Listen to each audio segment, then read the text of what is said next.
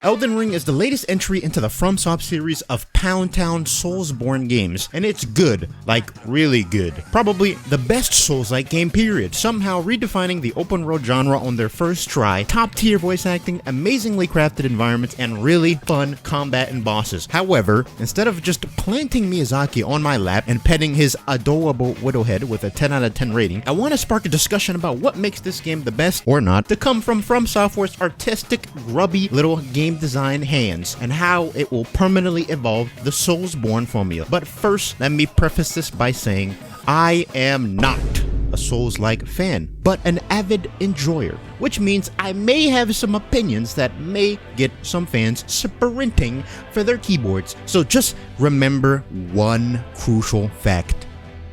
Pancakes are better than waffles, no further discussion needed. I have purchased every FromSoft Souls-like since Dark Souls 3, but I never actually complete them. Elden Ring was the first one to break that curse, releasing their new entry with a complete open world, putting their own spin on the genre.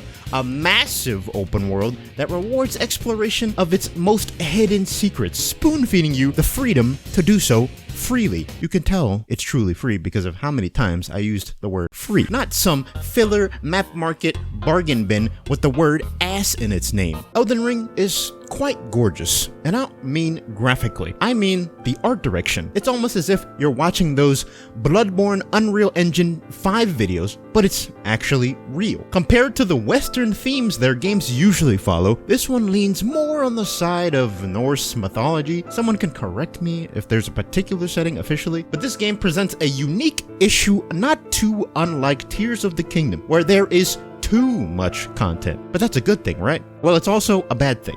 There's numerous quests, items, and rewards you will just miss on your first playthrough, with all the convoluted, weirdly plotted quest lines that you need to follow, all the NPCs instant transmissioning around to places you have to find in hopes of maybe running into them, or maybe run into them again 2 hours later after the fact. Now, I don't believe that this is a detriment to the game's core design, but it does feel real bad when you discover an item exists, Magic Scorpion Charm, and don't find out about the Magic Scorpion Charm is a quest reward from an NPC that is now dead because you completed the quest line.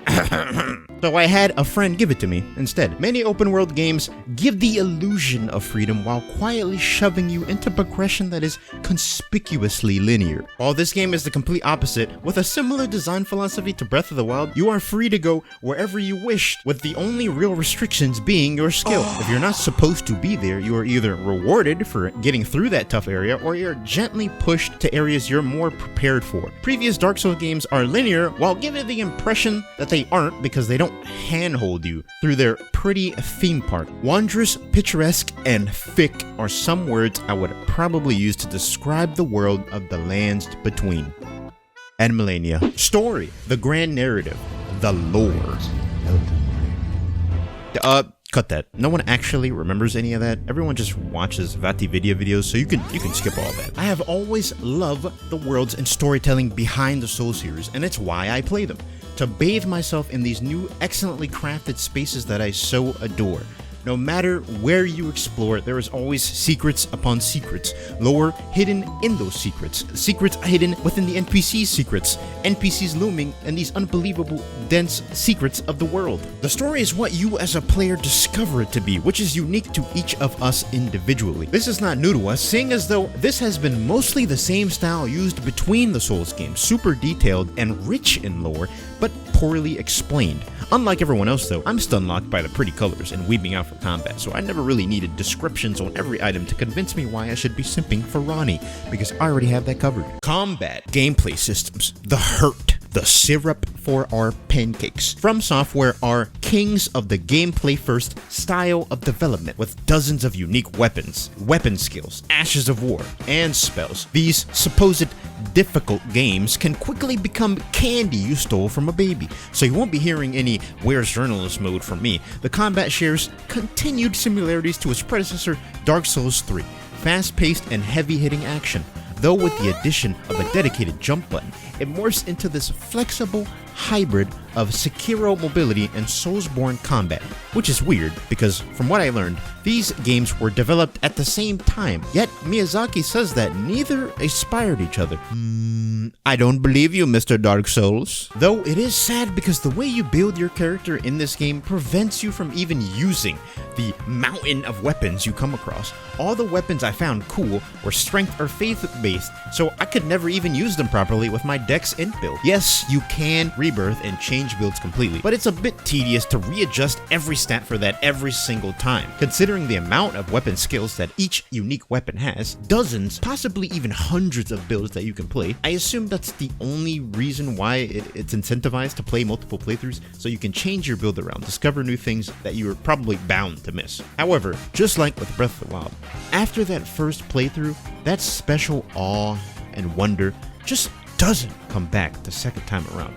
But that's not it either. If you want to change your build for a separate weapon, you also need 11 more of the different Minecraft diamonds for said new weapon. These are, but minor grievances of course.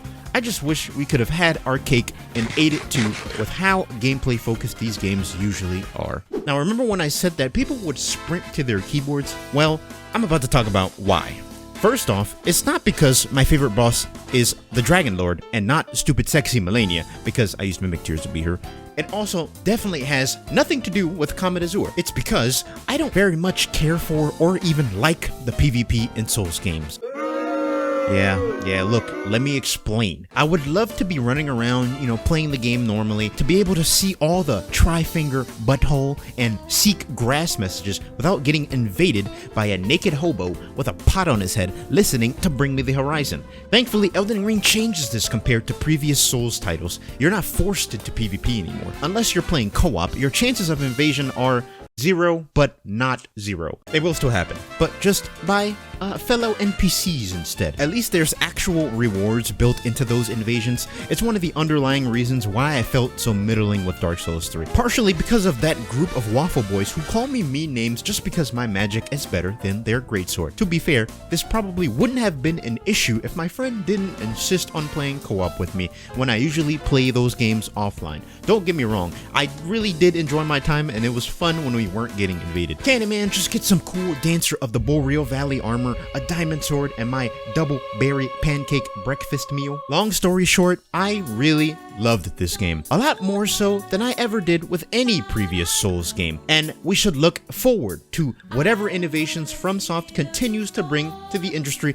because we all know they will. But as with all things we love, they are never immune to criticism. Nothing can be perfect, but in the end, everything can improve. That applies to everything except Ronnie. My apologies if I was a bit all over the place with this video. It was quite hard to describe what was so good about this game and like parts of it that are a bit iffy. If you want a better analysis of the Soul series itself rather than my big dookie brain ramblings, check out Nakey Jakey or Donkman's video about it. And I hope I made you hungry with all the food jokes. Thank you for watching. To send you off, here's a historically accurate play-by-play of how I put Elden Beast in the dirt.